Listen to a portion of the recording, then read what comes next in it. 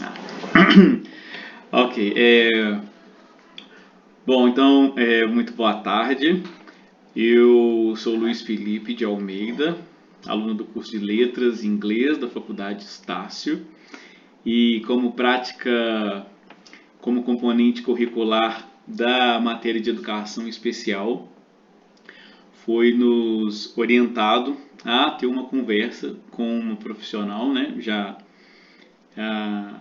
formada e que trabalha na área, para que pudéssemos aprimorar o nosso conhecimento. E para essa reflexão, eu tive o convite aceito, né, pela professora Neide Mirelle Miranda, e que vai conversar um pouco com a gente sobre esse tema. Então, professor, em primeiro lugar, muito boa tarde. Eu queria te agradecer por aceitar esse convite, por ensinar um pouquinho mais, esse tempo para me ensinar um pouquinho mais sobre o assunto. Antes de pedir para que a senhora possa se introduzir, eu queria falar um pouquinho sobre o logo que está aqui atrás de mim, que é o logo da Declaração de Salamanca, e que, pelas diretrizes dessa conferência, a gente baseia hoje a nossa educação especial como uma prática curricular, e que, através desse documento, Salamanca, né, dessa conferência de 1994, pode direcionar a gente, e não só no Brasil, mas todo o mundo.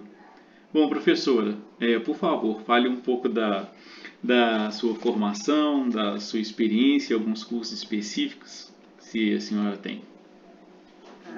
Boa tarde, meu nome é Neide Mirelle Miranda, todos me conhecem por Mirelle, então eu sou a professora Mirelle. Eu sou formada em letras também, só que é na área de linguística, pela PUC Minas. Depois eu te explico o porquê eu estudei a linguística, que casa muito bem com o trabalho hoje. Fiz 5 pós, fiz uma na área da inclusão, outra na área da educação infantil, fiz uma na área de letramento. E tenho 16 anos que eu sou professora exclusivamente de educação infantil. Trabalho em 2 escolas. Na parte da manhã, eu trabalho com crianças de 4 anos. E na parte da tarde, eu já trabalhei com crianças de 5, mas esse ano eu iniciei com criança de 4 anos e fui convidada a ser auxiliar de coordenação, então eu tive que abrir mão do chão da sala, que é onde eu me sinto realizada. Você está coordenadora, né? Mas você é professora, né? Eu amo ser professora. Não nasci para ser outra coisa. Lutei para não ser professora e não consegui. Então não foi você que escolheu a profissão, foi a profissão que te escolheu. Bom, e dentro dessa grande experiência de chão, de sala de aula e até mesmo com um novo olhar da coordenação, a senhora pode contar para a gente algum exemplo que aborda ou a maioria dos casos ou algum caso que mais te chamou a atenção e as características desse tipo de trabalho e as necessidades? A educação infantil, ela teve uma mudança do olhar, né? Ela saiu daquele espaço de creche com a Prefeitura Municipal de Belo Horizonte, né? Que trouxe um pensamento, uma filosofia, uma forma de trabalhar lá da Itália para aqui, deu muito certo. E um dos diferenciais é que a educação infantil de Belo Horizonte se tornou tão eficaz, tão eficiente na área da educação infantil, que nós passamos a receber muitas crianças com necessidades especiais. Então, eu comecei na educação infantil de Belo Horizonte junto com a educação infantil, né, o cargo de educador infantil. E nesse princípio, que foi um aprendizado para a prefeitura, também foi um aprendizado para a gente, para mim principalmente, eu aprendi a ver a criança com um olhar que eu não enxergava antes, enquanto eu era estudante.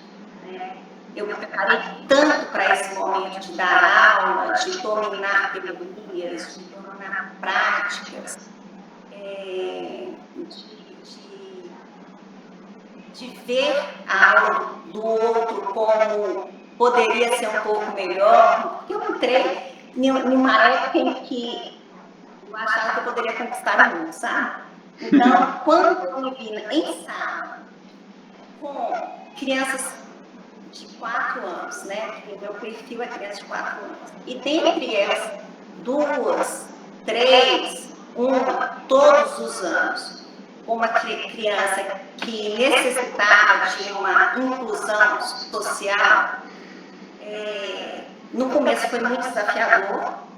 Uma das primeiras crianças que eu peguei, na época, a gente usava o termo de Asperger, né? Tinha um espectro que era a criança com Asperger. E esse foi o boom da minha carreira, tá? Eu tive que aprender, pesquisar. A família também, como uma criança muito pequena, ela não sabe lidar com isso também. Ela achava que era uma criança que tinha muito cheia de vontades, né? E foi um momento de muito desafio. Aí que eu tive para buscar conhecimentos. E esse conhecimento não existia para ser buscado de uma maneira fácil, sabe? A prefeitura não estava preparada para isso. A política que engloba a educação não estava preparada. E isso eu estou te falando de 16 anos atrás, né? Não é longe. Não estava preparada para isso. Então, muito do meu aprender, eu aprendi, foi na prática. Então, assim, o que eu vejo que a inclusão nesse espaço da educação infantil, ela oportuniza as crianças a se ver em uma sociedade plural, né? Uma sociedade em que não existem iguais, existem diferentes. E esses diferentes nem sempre vão fazer o que a gente quer que ele faça, que é aquela coisa do voo, né?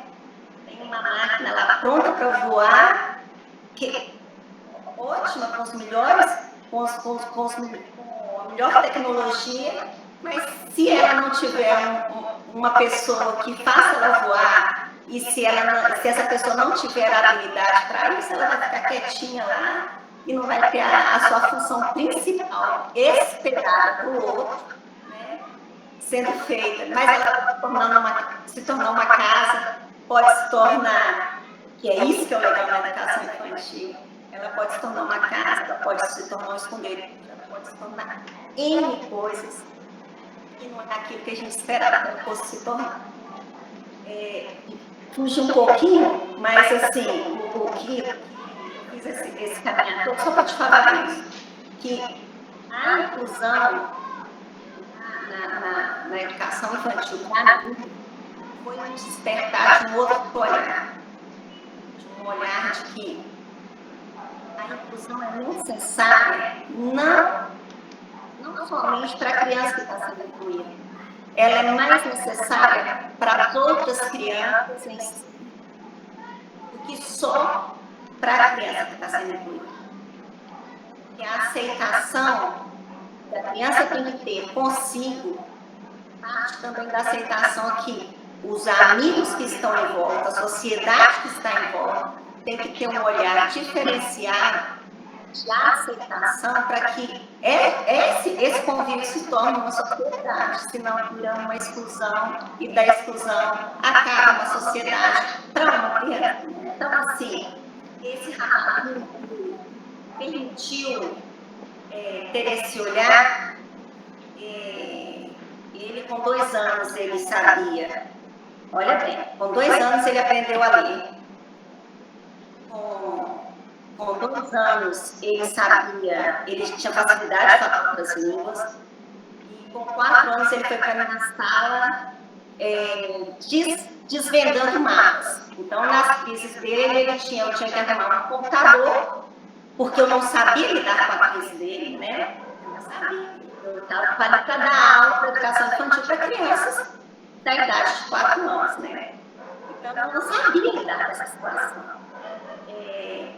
E na hora da crise, ele ficava agressivo, arrancava a roupa do corpo, jogava as coisas do lado, e eu não fui preparada para isso. Batia no colega, me mordia o outro, e eu tinha que contê-lo mesmo, pegar no braço, abraçar e esperar aquela crise passar. Isso foi a estratégia que eu tive que aprender. E com o passar do tempo eu fui descobrindo, olha, ele gosta de jornal, olha, na hora da crise, ele fala muito de mapa, vou arranjar um mapa para ele. E eu fui criando as estratégias. Fui montando o meu material que eu poderia oportunizar para ele poder ter um aprendizado diferenciado, porque o que precisava de...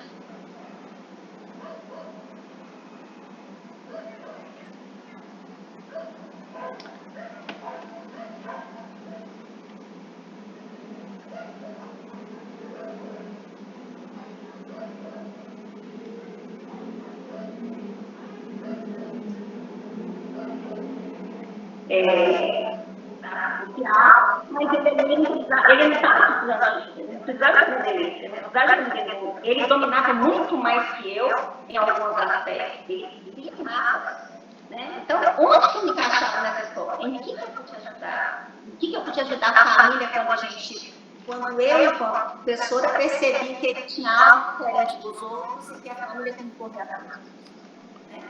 Então, ali naquele primeiro momento, foi muito surpreendente, porque fui eu sozinha. A coordenadora também não sabia lidar com isso.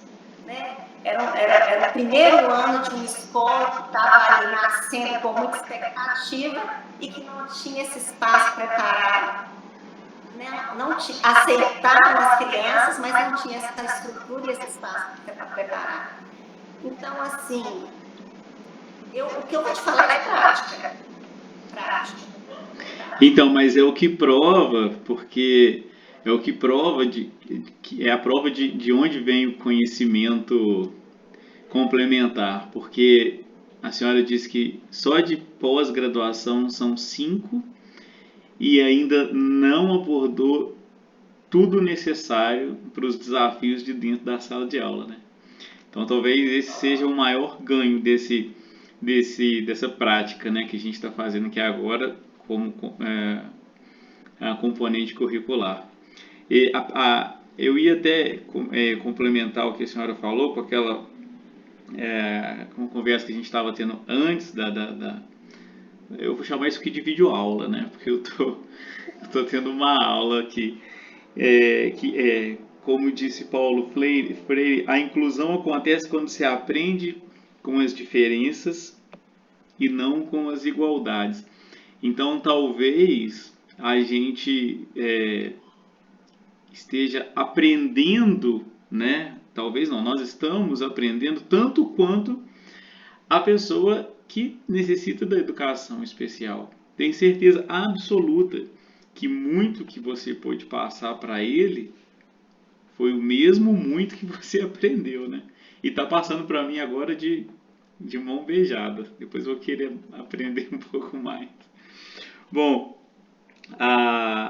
eu ia perguntar para a senhora, eu ia te pedir para fazer algo que talvez a senhora já tenha feito, porque eu, pelo menos, me considero satisfeito com o que você disse, que eu ia te pedir para fazer uma abordagem sobre a ligação entre professor, aluno, colegas de classe, família e equipe pedagógica. Eu posso me considerar satisfeito com o que você falou? É mais ou menos isso mesmo? Chega um momento que a gente consegue deter o conhecimento através da nossa experiência pela prática vivida, mas a gente passou por uma situação em que todos esses personagens da educação especial tinham que se unir, mas não sabia como. E isso acontece muito mais do que a gente imagina. O tempo e o aprendizado, ele é constante, né? Então, assim, o tempo te faz perceber coisas que você faz na rotina completamente sistematizada todos os dias, mas cada dia que você faz com algo diferente. E esse algo diferente que vai te cutucar, te estimular a pensar ou a acrescentar ou a diminuir alguma coisa que dentro daquele conjunto se faz todo dia e que vai lá na frente te dar um passo diferente, entendeu? Te faz promover um passo diferente.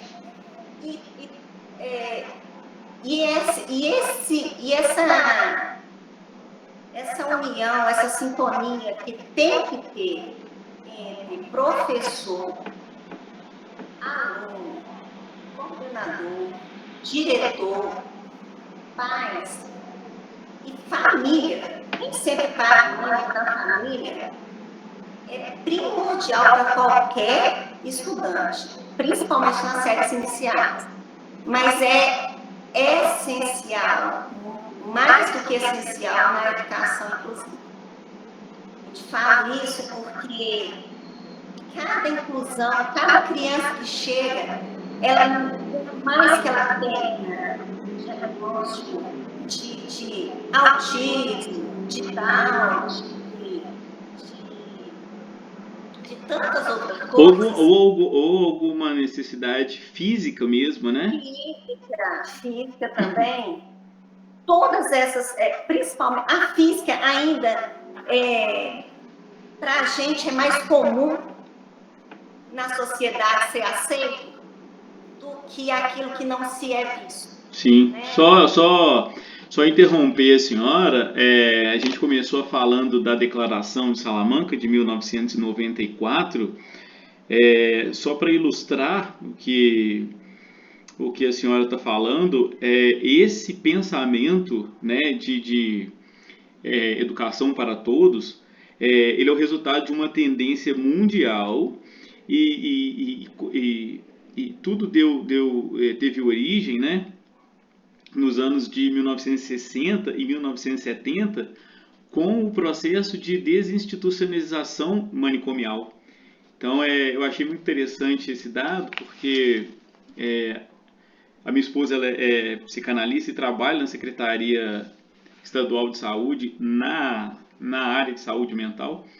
Então, eu achei assim, uma coisa tão verdadeira, né? Um problema que a gente já deveria estar lidando de frente há tantos anos, e veja bem, 1960, com o processo de desinstitucionalização manicomial, ou seja, antes de ontem, né?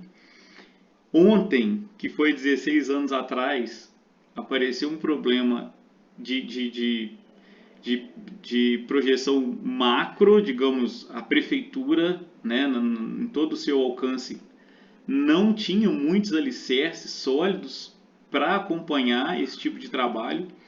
E hoje, em 2021, a gente está falando que um acesso a uma educação especial cognitiva ainda é mais difícil do que uma educação especial no que diz respeito ao físico. Então, assim, isso é uma abordagem extremamente vasta, eu sei, né, que não dá para a gente passar por toda ela nessa aula, mas é uma sensação de caminhar constante, né, que parece que tudo que a gente está falando aqui, a gente está produzindo alguma coisa, parece que ainda não foi, digamos, tocado nos dias atuais, mas eu vejo como como um desafio mesmo, né? Para a gente que está entrando nessa missão aí de tentar ajudar alguém de alguma forma. Puxa vida. E Bom, é muito prazeroso isso. O ato, eu sou formada em letras, né? Era para eu dar aula para outro público, mas a área da linguística me laçou e me trouxe para onde nasce a linguagem, né? Que é nas crianças. Então, eu aprendo muito com as crianças e aprendo ainda mais com as crianças que têm alguma condição de necessidade diferenciada para aprender. Como que a senhora avalia o processo de aprendizado? Como que a senhora consegue fazer uma avaliação e definir que de fato houve um aprendizado, houve uma evolução, seja em qualquer direção que gostaríamos que fosse tomada? Como que se faz no processo pedagógico para avaliar a evolução na educação especial? Pois é. Isso vai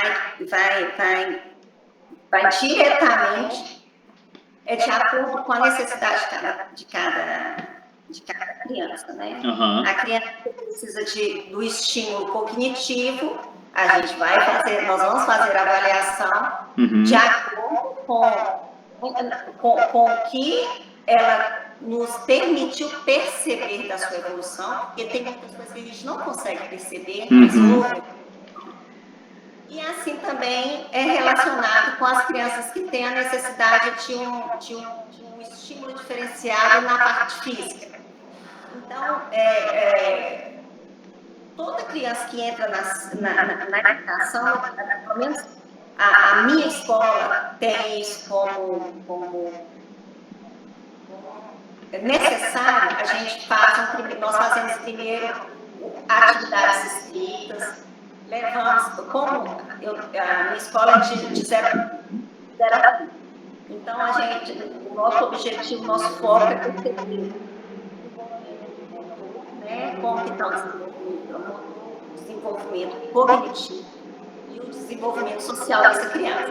Então, ali, durante os 15 dias, nós criamos atividades escritas, atividades de brincadeira coletiva, atividade de brincadeira individual, e vamos marcando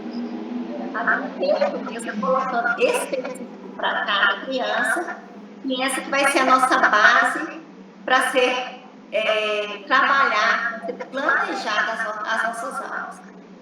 E quando acontece, no caso da criança que tem alguma necessidade de atividade diferenciada, aprendizagem, isso nos limita, né? Porque aquilo que eu tenho, meu olhar que eu tenho para avaliar como que a criança está entrando na escola, quando entra uma criança com uma necessidade diferenciada, o meu olhar também tem que ser diferenciado. E é aí que vem a chave da situação.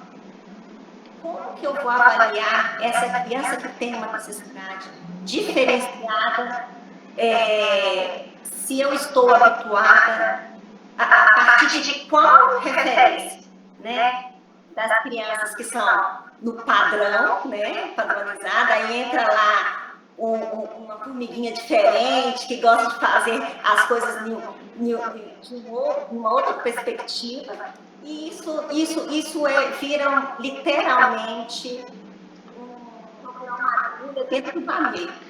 A gente passa muito aperto com isso. Será Mas sempre, esse período de avaliação não pode ser de um dia, de uma semana. Então, quando eu tenho uns 15, 20 dias, um mês para avaliar essa criança, eu consigo reconhecer o que ela me trouxe, o que é a limitação que ela tem, que é diferente da limitação que está lá no laudo, e o que eu posso fazer e esperar dessa criança através dessa avaliação que vai ser um pouquinho maior, né? Necessita de um tempo maior, de um espaço maior, mas que eu consigo fazer para eu poder fazer o planejamento dessa criança, que vai ser um planejamento diferenciado também, e mesmo assim eu tenho que incluir esse planejamento junto com o planejamento das minhas outras 19 crianças.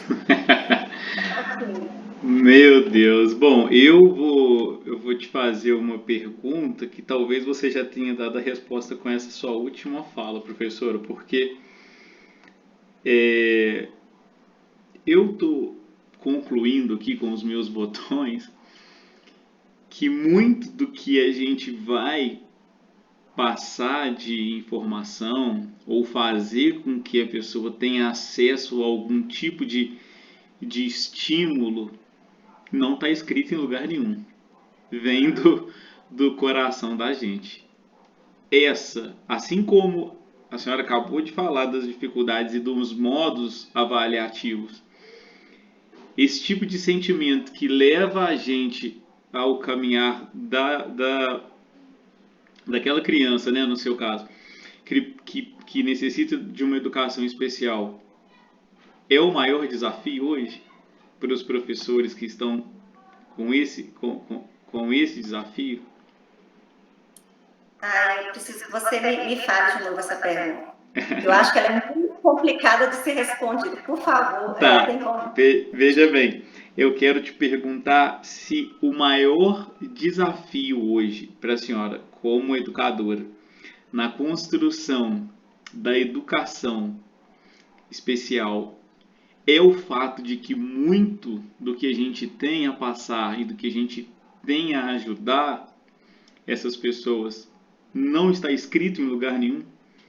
Muito do seu trabalho hoje vem do seu coração e vem da habilidade de aprender hoje para aplicar amanhã, sendo que o que te ensinou, a metade do ensinamento foi enciclopédico, mas a outra metade veio do sentimento, veio daquela vivência do dia a dia?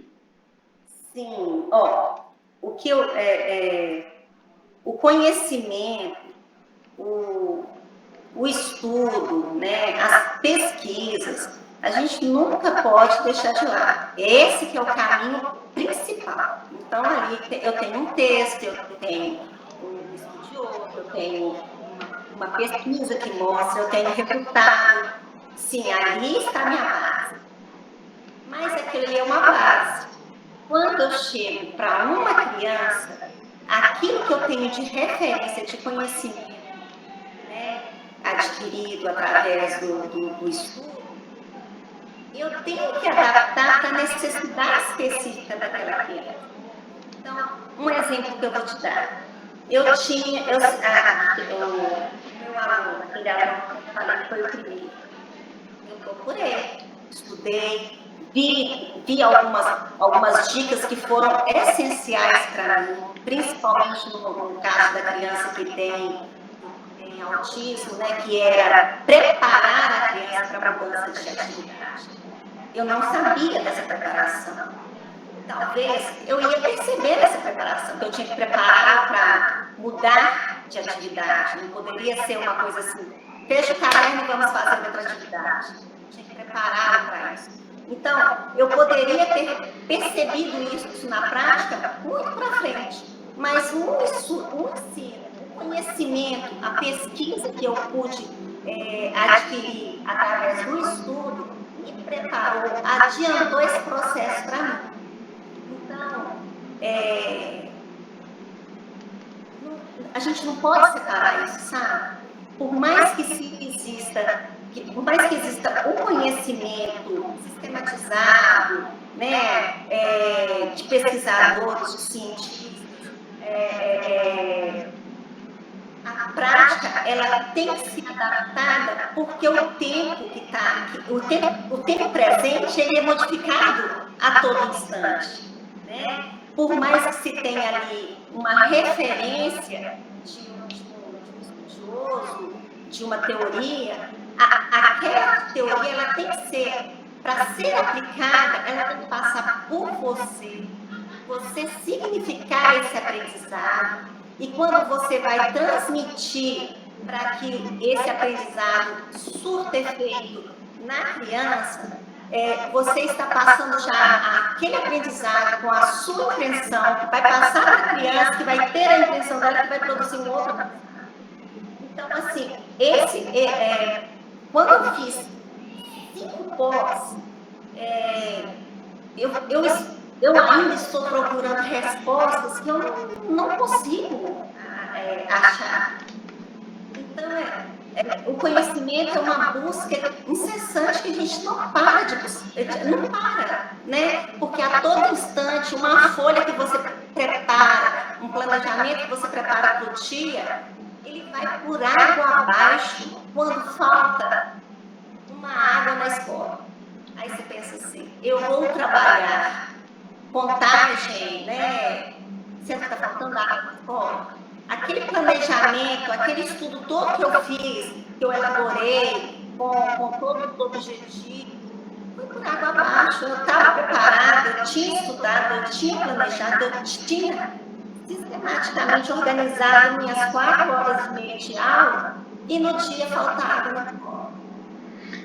Da aula de contagem numérica, né, contagem de matemática, faltando água. O que eu tenho que fazer? O que eu tenho que fazer? Adaptar aquilo tudo ali que eu, de última hora, tenho que conhecer, para levar para falar da importância da água, do cuidado. O que a gente vai fazer? O que é água para a gente? Então, você entende que o conhecimento é necessário, mas a prática, você lidar com a prática desse conhecimento é que é o diferencial. Eu posso estudar tudo nessa vida, mas se eu não tiver a habilidade de transformar esse conhecimento para a prática, todo esse conhecimento que eu tenho não me faz achar dona do saber. Achar que aquilo que eu pratico é o melhor, que aquela forma de lidar com a criança que precisa de uma atividade diferenciada, que a minha forma é melhor. Então, é uma busca incessante. E ser professor, quando você me disse que quem quer ser professor, eu fiquei numa felicidade, porque você vai entrar num universo que você nunca vai achar a resposta prontinha, vai satisfazer o momento,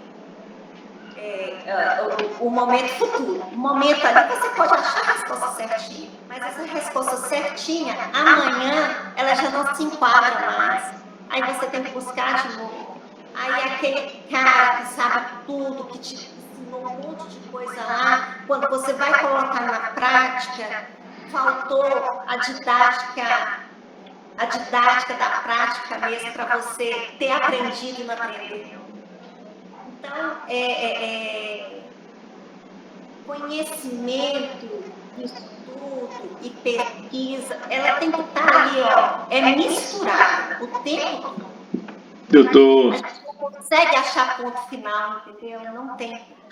Eu estou fazendo uma analogia, como eu disse antes da gente começar a gravar, eu sou controlador de voo, né? E a senhora falando, eu estou fazendo uma analogia a um filme muito interessante que chama Sully, que é a história de um avião que, há poucos anos atrás, fez um pouso no rio Hudson.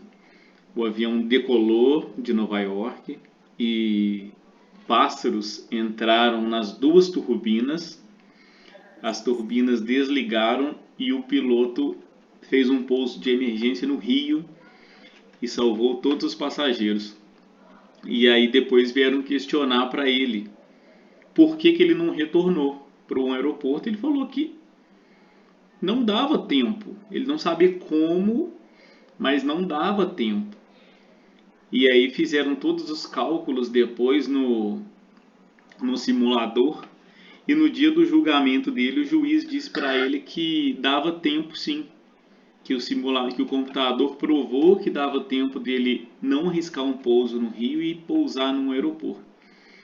Aí ele perguntou para o juiz assim, Foi até engraçado que o juiz falou assim, olha, eu tô falando isso com você, mas é a primeira vez que a gente julga um piloto vivo, porque normalmente, até hoje, todos os julgamentos que a gente fez, o piloto não estava aqui para falar. Aí o piloto falou assim, pois é. E no cálculo que o computador fez, ele levou em conta o fator humano, o processo que eu tive de entender o que estava acontecendo, analisar o que era, o que estava, para fazer o que estava escrito, para fazer o que não estava escrito naquele exato momento que eu gastei ali 20, 30 segundos e tomar a decisão de pousar no rio. Aí o juiz falou, perguntou para as autoridades do simulador, refizeram os cálculos ao vivo no tribunal e com esses 20 segundos que ele, como a senhora falou, acabou a água na escola, né? Então acabou os motores do avião, ele teve que pular tudo aquilo que estava escrito, tudo aquilo que estava previsto e preconizado, que era voltar para o aeroporto mais próximo ou tomar algum outro tipo de atitude, e pousou no rio, coisa que jamais um piloto programa fazer, e viram que se ele tivesse voltado para qualquer um dos aeroportos na cidade de Nova York, ele não teria conseguido pousar. E para finalizar a nossa conversa, professor, eu até adaptei uma frase sobre esse assunto que fala o seguinte, como as aeronaves, as pessoas são diferentes em seus voos, mas são iguais no seu direito de voar. Então, assim, eu consegui enxergar, eu consegui ler na sua expressão, na sua fala, que não é simples você dar a todos o direito de voar, mas eu acho que com esse desafio no coração da gente, né, que fazendo coisas que não está escrito, a senhora está conseguindo, né? Tenho histórias brilhantes de alunos crescidos que me enchem de orgulho. Eu estava pensando aqui, esse aluno seu, esse primeiro aluno seu de alguns anos atrás, ele já deve estar hoje com os seus 14 anos? Não, muito mais. Aí. Um pouquinho de 14. A última... E a gente acaba se tornando... O laço da educação infantil é diferente do laço que os pais e os professores criam no ensino fundamental. A rotatividade é muito maior de alunos, né, de professores.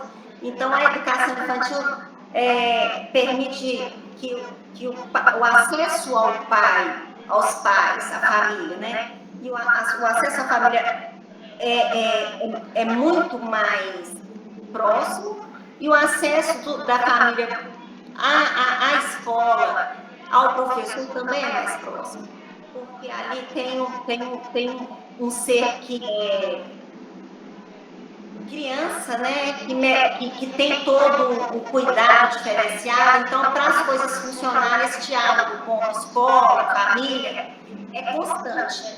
Então, essa mãe, eu me tornei amiga dela, depois ela começou a fazer bolos de aniversário, enfim, me tornei amiga dela.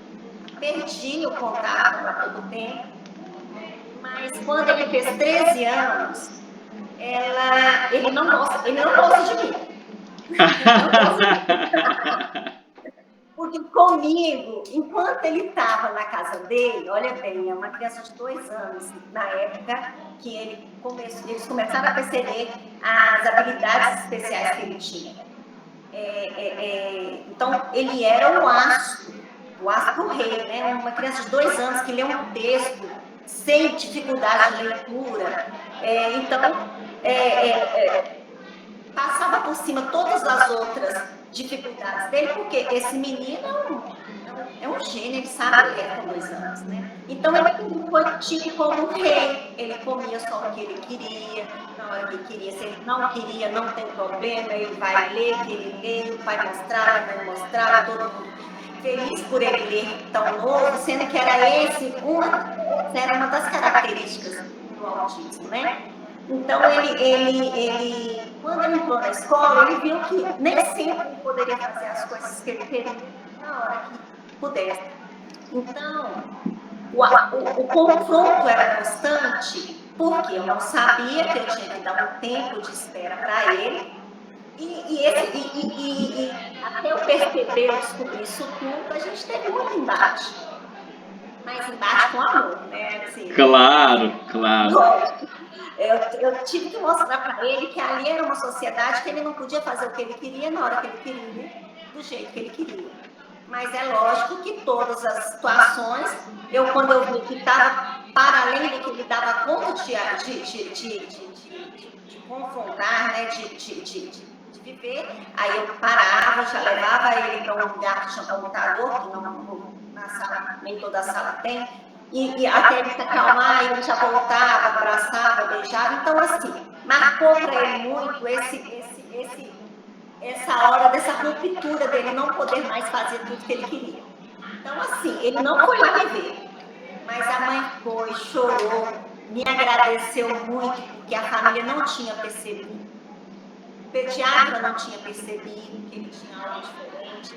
Então, eu também, e eu percebi que ele tinha algo diferente, mas eu não sabia o que era, né? Mas assim, só de eu ter aguçado, falar para ela que ela tinha que procurar, voltar no pediatra, procurar saber mais sobre, que tinha alguma coisa diferente, que ele vê som não é normal.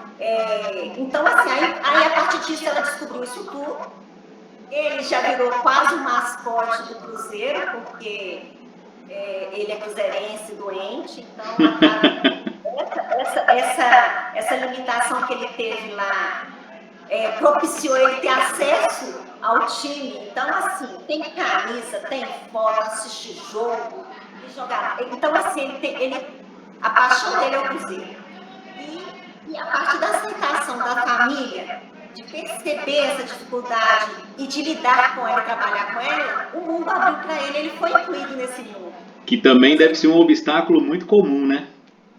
E ele foi incluído muito mais do que eu e você, porque o desejo maior dele, que é estar no Cruzeiro, ele tem esse acesso.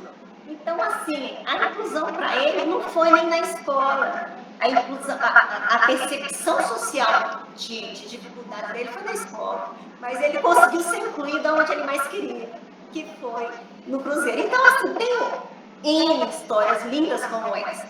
E o mais gratificante para nós que ficamos na educação infantil e a criança vai continuando progredindo, crescer, né? A gente vê depois. Quando a gente vê que deu certo, que ele conseguiu avançar, que ele já tem algumas pretensões, que passou no vestibular, que não deu certo, mas que hoje ajuda o pai. Então, assim, tem muita coisa legal que a gente vê de é muito gratificante. O professor, a gente ficaria mais alguns meses aqui, né, conversando. Eu sou boa de papo. Mas muito mais do que o papo. Isso aqui está sendo um aprendizado muito grande, porque se a gente ligar a televisão, por exemplo, em qualquer canal, a gente jamais vai ter esse tipo de conteúdo. Muitos livros, se a gente abrir, a gente jamais vai ter esse tipo de conteúdo. E que talvez seja um dos conteúdos mais reais, uma das necessidades mais reais hoje. É a bandeira da inclusão, é a bandeira da educação, é a bandeira do respeito, né? De entender e aprender com a diferença, né? Então, quero te agradecer demais, foi uma oportunidade, espero que eu possa ter alguma outra oportunidade contigo para aprender de certa forma sobre outros aspectos da educação, não só esse em que a senhora é especialista. E queria dizer de coração mesmo que eu estou muito, muito agradecido, tanto pela sua presteza quanto pelo seu conteúdo compartilhado aqui comigo, tá bom? Posso só te contar uma coisa? Eu fiz letras, linguística. Depois que eu me formei, eu descobri que eu tenho dislexia. Você sabe o que é dislexia? Mais ou menos. Eu sei que eu tenho eu sei que eu tenho duas pessoas próximas, um amigo e uma amiga, que diagnosticaram se diagnosticaram disléxicos, né? E também não sabiam, foi até há pouco tempo, não entrei muito em detalhes assim, mas aconteceu um caso parecido com ambos. Descobriram depois de adultos também. Tenho dificuldade de leitura, que já venci, né? E se eu soubesse da minha limitação, eu nunca teria feito letras. Eu nunca teria descoberto a linguística. Então, assim, o ser humano não tem caixinha, sabe? Não tem limite. E para mim hoje, saber que eu tenho dislexia, e estudei com pessoas normais, sem ter essa dislexia, e conseguir vencer tudo isso sem saber, para mim hoje é uma vitória mais. Deixei esse recadinho para você ver no final, porque tem vezes que nem sempre o que a gente imagina que o outro tem dificuldade é o que é mesmo. Eu fui taxada como a sensível demais, a que fica muito nervosa para ler, a que não consegue ler tudo. E eu me formei em letras. Né? Então, assim, nunca perdi um período, tive uma nota. Eu entrei em recuperação, na época, agora esqueci como que diz, em um período em literatura, porque eu viajava muito mais que a professora no texto literário e ela não conseguia entender, porque na hora de escrever eu tinha dificuldade de escrever, mas quando eu falava, ela não acreditava que a mesma pessoa que produziu o texto era a pessoa que estava falando, porque na fala eu sou muito boa. Na hora de produzir, eu tenho mais dificuldade. Meu texto é muito mais sofrido do que de qualquer outra pessoa para ser produzido, pela minha limitação. A partir desse dia, a professora Vera, né, que dava aula de linguística, ela começou a conversar muito mais comigo, a fazer minhas provas mais orais, sem eu saber que era dislexia, sem eu saber que eu tinha isso. Ela avaliava muito mais o que eu trazia oralmente para ela do que eu colocava no papel. Em filosofia, todas as minhas discussões nas aulas de filosofia foram muito mais valorizadas do que os meus estudantes de filosofia. Na oralidade eu sou muito boa e na hora de produzir um texto eu tenho a dificuldade de falar, de colocar no papel o que eu falo. E depois eu descobri que isso era pela minha dificuldade da dislexia mesmo. E se eu soubesse, eu nunca iria fazer isso. E talvez se soubesse durante o curso, muita coisa teria facilitado, né? Ao saber dessa questão, né? Sim. E assim, eu gosto de falar, né? Então assim, eu vou me deixar à disposição. Quando você precisar, eu estou aqui. Eu me senti honrada e fico feliz de ver uma pessoa com essa personalidade, com esse posicionamento, que eu só estou vendo agora, né? Na foto do WhatsApp, tá lá você com aquela carinha de menininha. Eu pensei assim, vou conversar com um menino de 19 anos, pai de família e tudo mais. Então, assim, eu fico feliz, seja bem-vindo à área da educação. A área da educação é uma área que precisa de pessoas que vá a ela por desejo, não não por oportunidade, é por luta. É uma área que a gente ela está muito desvalorizada. Então, quando eu vejo uma pessoa fazer o caminho inverso e procurar a educação, eu fico muito feliz.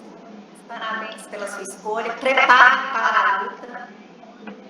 Seja bem-vindo. Muito obrigado. Bom, muito obrigado pelos 19 anos.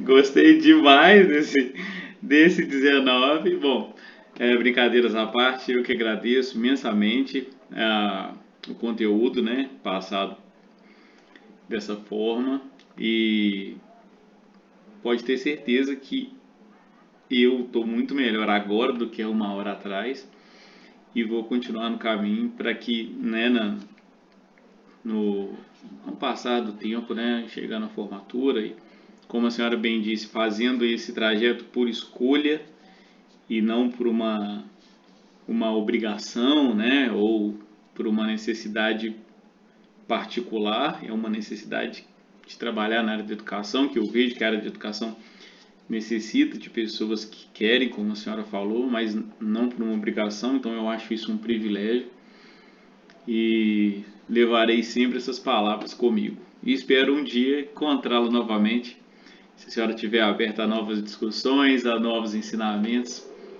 para a gente melhorar sempre. Muito obrigado, viu, professora? Eu que agradeço. Vou levar para mim aquela história que você contou, aquela frase do avião, né, preparado lá para o voo. E assim, é um olhar poético, né? Muito obrigado. A poesia é que faz a vida ser bela, viu? O olhar poético, o estado de poesia, faz toda a diferença, né? Principalmente na educação. Muito obrigado, professora. Eu que agradeço. Boa noite, viu? Boa noite.